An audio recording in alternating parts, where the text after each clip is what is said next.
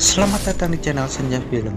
Buat kalian yang baru bergabung, jangan lupa klik tombol subscribe dan aktifkan lonceng notifikasinya supaya tidak ketinggalan video-video terbaru dari channel ini. Ya, film ini berkisah tentang Tayul, ahli pedang yang penglihatannya menurun karena cedera mata. Tayul mempunyai seorang anak perempuan Taeok, yang dengannya Tayul ingin menghabiskan sisa hidup setelah tak menjadi ahli pedang.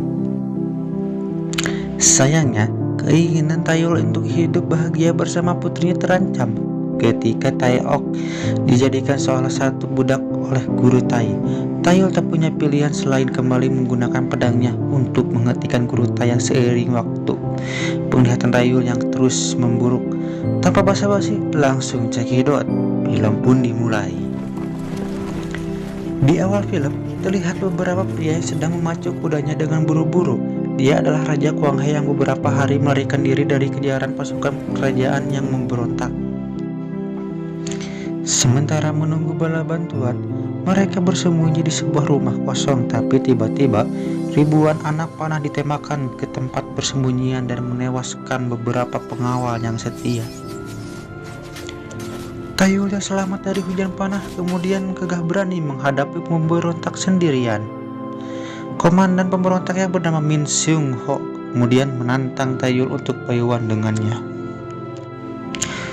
Diketahui, Tayul dan Seung Ho dulunya merupakan pengawal pribadi dari Raja Kwang He, akan tetapi karena bujuk rayu para pejabat, akhirnya Seung Ho meninggalkan Raja Kwang He dan menjadi musuhan dengan Tayul. Sialnya, dalam pertarungan ini, mata Tayul kelilipan sehingga memberikan Seung Ho kesempatan untuk menyerangnya. Ketika Seung Ho akan menabas Tayul, dia dihentikan oleh Raja Kwang He yang memilih untuk menyerah dan scan pun berakhir. Beralih ke 18 tahun kemudian, Tayul hidup tenang dari pemukiman bersama anaknya yang bernama Taeok. Suatu hari ketika sedang berburu, penyakit Tayul kambuh dan membuatnya hampir pingsan karena kondisi matanya yang sudah sangat parah. Iya, mungkin karena kelilipan waktu itu. Mereka disarankan untuk pergi ke Wasintang untuk mencari obat sih, tapi yakin bahwa mereka dapat mendapat obat jika menyebut namanya. Taeok berusaha membujuk ayahnya agar mau ke Wasintang, namun tak mengapa ayahnya menolak pergi ke sana, yang membuat Taeok bingung. Setelah akan mengancam akan pergi sendiri, Tayul akhirnya mengalah dan akhirnya setuju untuk pergi bersama Taeok. Keesokan harinya, mereka pun akhirnya turun gunung dan pergi menuju Wasintang. Saat melewati pasar, Taeok melihat ada keributan dan karena penasaran dia pun berjalan mendekatinya. Dasar. Ternyata keributan itu disebabkan oleh para pedagang budak yang sedang menjual istri dari salah seorang warga setempat. Semenjak pergantian kekuasaan negara Joseon menjadi semakin lemah yang membuatnya tidak bisa bersaing dengan negara tetangga seperti Qing dan Ming. Para pedagang ini berasal dari negeri Qing dan dibekingi salah seorang kerabat kerajaan, sehingga para petugas keamanan tidak bisa berbuat apa-apa. Di tempat lain, seorang pejabat Joseon bernama Lee Man Hyuk sedang menjamu utusan dari negeri Qing. Kemudian salah seorang kerabat kerajaan dari Qing datang dan bergabung. Dia adalah Kurutai, salah seorang pendekar pedang terbaik dari negeri Qing dan juga ketua kelompok Wang yang adalah pedagang budak. Di tengah diskusi mereka, suasana menjadi panas. Kurutai sengaja menghina kerajaan Joseon yang membuat Min Seung Ho menjadi geram.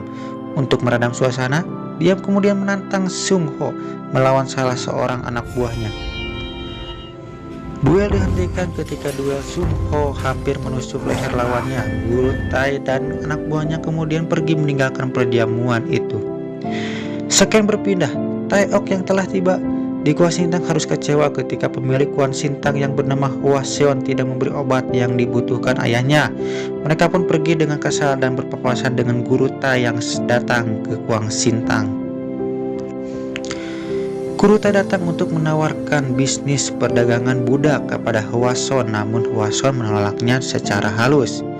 Merasa omongan guru Tai semakin lama semakin ngaco, Wang Shou kemudian pergi meninggalkannya. Malam harinya, Wang Shou dipanggil pejabat Ling untuk datang ke rumahnya. Pejabat Ling meminta bantuan Wang Shou untuk dicarikan seorang anak gadis untuk dijadikan anak angkat Hua Shou menyanggupinya, dan berpikir jika Tai Ok adalah calon yang tepat. Keesokan harinya, Hua Shou mendatangi tempat Tai Ok menginap. Tai Ok terlihat kesal ketika melihat Hua Shou SKSD dengannya. Hua Shou mengatakan bisa membantu mendapatkan obat untuk ayahnya. Mereka kemudian pergi ke rumah pejabat Ling. Taiyul yang baru pulang silaturahmi diri temannya tidak menemukan Tai Ok di penginapan. Setelah mengetahui bahwa Tai Ok pergi bersama Hua Shou, dia pun segera menyusulnya. Seken berpindah di kediaman pejabat Ling yang ingin menyampaikan maksudnya mengadopsi Tai Ok.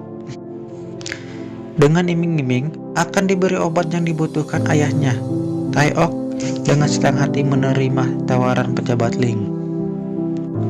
Hua Shou dan Tai Ok kemudian pamit untuk pulang ke Kuasintang. Sung Ho yang baru tiba di rumah pejabat Ling terlihat terpana ketika berpapasan dengan Tai Ok. Bukan karena Tai Ok cantik atau Hua Shou yang mirip anggota Blackpink, melainkan karena ikat rambut yang dipakai Tai Ok tidak asing bagi Sung Ho. Pejabat Ling kemudian memberitahu Sung Ho bahwa Tai Ok adalah anak angkatnya. Saat tiba di Kuasintang, terjadi sebuah keributan yang disebabkan oleh anak buah guru Tai. Om-om ini menelanjangi wanita pelayan di sana dan memaksa melayani mereka. Hua Shou yang tidak bisa menahan emosinya langsung menerjang bersama pengawalnya, dan terjadi perkelahian sengit di sana dan mereka pun kalah. Tai Ok yang ingin membantu melempar batu yang membuat pipinya terluka. Si Om yang murka langsung menerjang Tai Ok. Tapi tiba-tiba Taiyul datang dan mengatakan dia masih bocah Om. Dia kemudian meminta maaf kepada si Om Brewok atas perbuatan anaknya. Alhasil, si Brewok akan memaafkan Tai Ok jika Taiyul meminta maaf sambil berlutut. Taiyul pun menuruti kemauan si Om Brewok. Tapi si botak di belakang Brewok langsung menyerang Taiyul. Akhirnya Taiyul menunjukkan kemampuannya. Si botak dianiaya dengan tongkat kecil mungil yang dibawanya. Mereka pun hanya bisa tersipu malu karena telah menyinggung orang yang salah. Di kejauhan, Sung Ho melihat kemunculan Taiyul. Kemungkinan sudah bisa menyimpulkan siapa sebenarnya Tai Ok. Di malam hari, Taiyul kemudian menceritakan kebenaran tentang Tai Ok yang ternyata bukan anaknya. Tai Ok adalah putri Raja Kuang He yang dulu dikudeta oleh para pejabatnya yang haus akan kekuasaan, dan Taiyul adalah pengawal yang dipercayakan akan merawatnya. Tai Ok yang tidak ingin lagi menjadi beban bagi Taiyul, akhirnya diam-diam pergi meninggalkan Taiyul menuju rumah pejabat Ling. Tapi ternyata keputusannya ini adalah awal bencana bagi dirinya.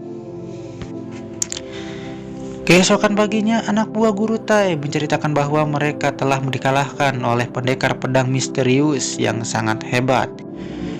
Guru Tai yang penasaran langsung mengirim pasukan terbaiknya untuk menemukan pendekar misterius itu. Selanjutnya dia menugaskan si Brewok dan kawan-kawan untuk mengundang Sung Ho ke tempatnya. Guru Tai tertarik dengan skill pedang Sung Ho dan ingin agar Sung Ho bergabung menjadi pengikutnya. Dia pun menawarkan harta, tahta, wanita bagi Sung Ho, tapi Sung Ho yang setia pada tanah airnya menolak tawaran guru Tai dan langsung pergi dari sana. Sebenarnya Sung Ho sangat kecewa dengan pemerintahan yang sekarang. Para pejabat terlalu mementingkan diri sendiri dan tidak memperdulikan rakyatnya.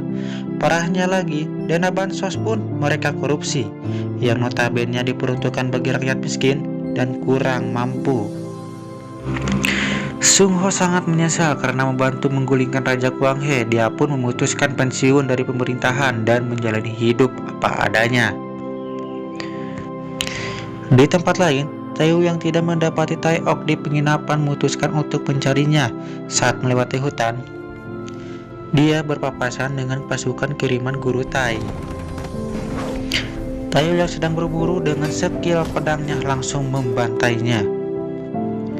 Di tempat lain, utusan dari negeri King mendatangi guru Tai dan memperlihatkan surat yang dikirim pejabat Ling. Guru Tai menjadi murka setelah mengetahui bahwa pejabat Ling ingin dia mati. Malam harinya, guru Tai datang bersama pasukannya dan membantai orang-orang di rumah pejabat Ling. Taeok pun diseret hampir mati di penggal guru Tai yang menyangka Taeok adalah anak pejabat Ling. Di sini akhirnya diketahui maksud pejabat Ling ingin mengadopsi Taeok. Ternyata dia ingin menyamarkan anak kandungnya agar selamat dari konflik dengan negeri King. Beruntung si brewok mengenali Taeok, menghentikan guru Tai dan mengatakan bahwa Taeok adalah putri pendekar misterius itu. Seung Ho juga datang dan meminta agar Taeok tidak dibunuh. Sebagai kompensasinya, dia akan bergabung jadi pengikut guru Tai. Seken berpindah di Kuat Sintang. Si botak mengamuk dan menyiksa Hwason. Dia ingin menemukan dan membalas Taeyul yang telah mempermalukannya. Tidak lama kemudian, Taeyul muncul dan langsung menghampiri si botak. Tanpa perlawanan, si botak langsung dihabisi. Taeyul datang untuk mencari Taeok, kemudian langsung diajak Hwason pergi ke rumah pejabat Ling. Sampai di sana, mereka hanya menemukan barisan mayat yang berjejeran rapi, tapi Taeok tidak ditemukan di sana. Yang bisa disimpulkan bahwa ini Taeok masih hidup.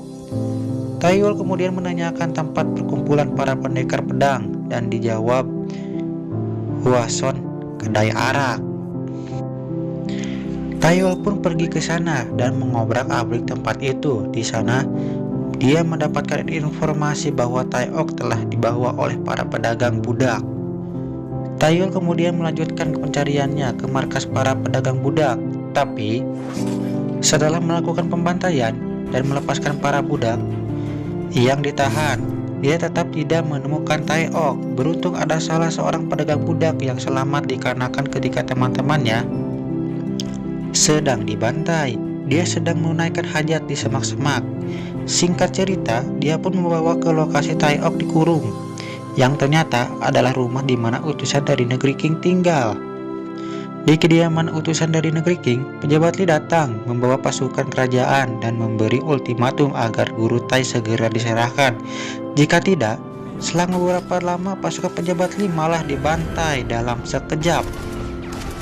Si brewok yang melihat Taeyul tiba-tiba muncul langsung melemparkan senjatanya.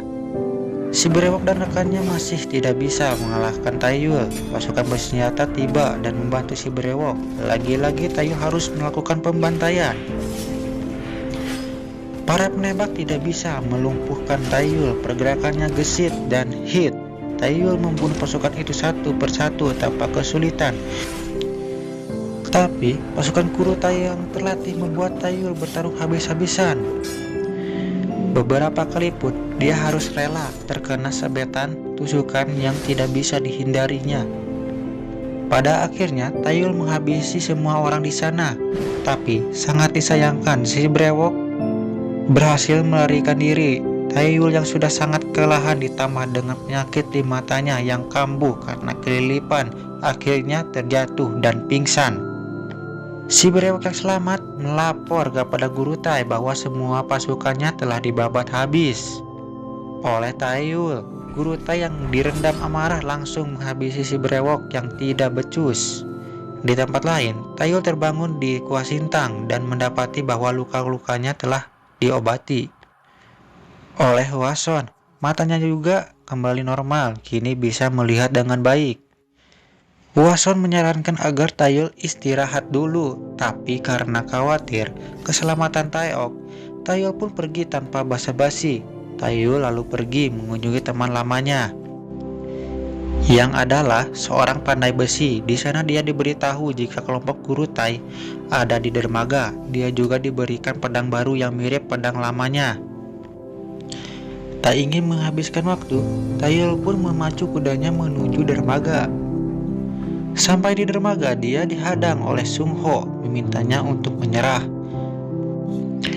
Tapi Taeyul pun bertarung kembali melawan Sung Ho setelah kesekian lamanya, namun dulu bukanlah Taeyul yang sekarang. Taeyul mengalahkan Sung Ho dengan mudah. Selang beberapa detik, Guru Tai muncul dan membunuh Sung Ho yang dianggap tidak berguna. Guru Tai kemudian menantang Taeyul untuk bayuan dengannya. Jika Taeyul menang, maka Taeok akan dibebaskan tanpa bersyarat. Taeyul pun mengikuti Guru Tai ke arena di mana telah hadir utusan dari negeri Qing, Hwason dan pengawalnya, dan Taeok dijaga ketat oleh Maid Guru Tai. Melihat Taeok yang diperlakukan layaknya hewan peliharaan membuat Taeyul tidak fokus melawan Guru Tai. Beberapa kali dia terkena sabetan pedang, tapi dengan semangat baja dan tekad besinya, Taeyul berhasil menipu pergerakan Guru Tai untuk mendekati Taeok dan menebas Maid Guru Tai. Guru Tai yang kalap melihat haremnya terkapar menyerang dengan membabi buta tanpa memperhatikan kode etik perpedangan, yang membuat lehernya tersayat, tertusuk, dan Taeyul pun mengakhiri hidupnya. Selesai sudah perjalanan Taeyul menyelamatkan anak gadisnya dari perbudakan. Seken berpindah di mana kembali lagi ke gunung di mana mereka menjalani kehidupan dengan damai dan film pun berakhir.